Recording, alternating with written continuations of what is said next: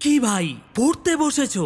হ্যাঁ, আমি এটাই চাই। এই একই সময়ে তুমি রোজ পড়তে বসো, আর বসার আগে এই ভিডিওগুলোকে একবার করে দেখো, যাতে কিছুটা ইন্ধন আমি তোমার ভিতরে প্রবেশ করাতে পারি। তাহলে চলো আজকের ক্লাস শুরু করা যাক। বন্ধু, লেখাপড়া করার জন্য সকল সময় তুমি মোটিভেট থাকবে না, তাই তোমাকে অবশ্যই শিখতে হবে সকল সময় নিজেকে ডিসিপ্লিন রাখা। অন্যদের সাথে প্রতিযোগিতা করার কোনো প্রয়োজন নেই তোমার, শুধু প্রচেষ্টা করো নিজেকে আরো একটু উন্নত করে তোলার আজ এবং প্রতিদিন। এফবিতে যারা চ্যাটিং করে শুধু তারাই গভীর রাত পর্যন্ত জাগে না, এমনও কিছু ভয়ানক জেদি ছেলে আছে যারা নিজের কেরিয়ার গড়ার জন্য জেগে থাকে। ব্যাক বেঞ্চার স্টুডেন্টরা টপার স্টুডেন্টদের উপরে ধ্যান দেয়, আর টপার স্টুডেন্টরা একমাত্র নিজেকে টপার বানানোর উপরে ধ্যান দেয়। একজন জেদি স্টুডেন্ট কখনোই চুপচাপ বসে থাকতে চায় না, তাতে যতবারই তাকে পরাজয়ের মুখোমুখি হতে হোক না কেন। সেই জন্যই বলা হয় যে নিজের স্বপ্নকে বাস্তবে পরিণত করতে জেদি হওয়া খুবই গুরুত্বপূর্ণ।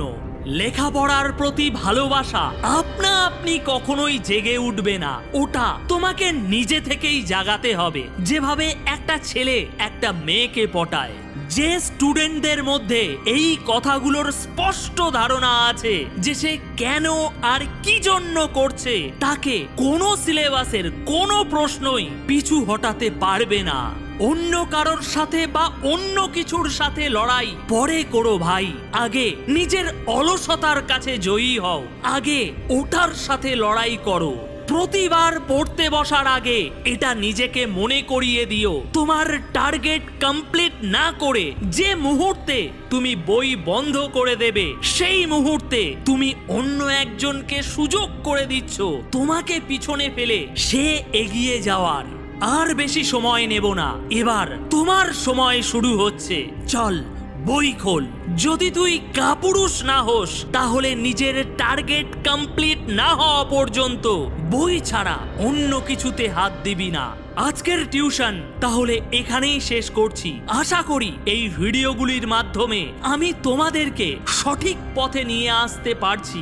অনুরোধ একটাই, যদি কিছু দিতে চাও তাহলে ভিডিওটিকে লাইক করে তোমার ফ্রেন্ড সার্কেলে শেয়ার করে দাও।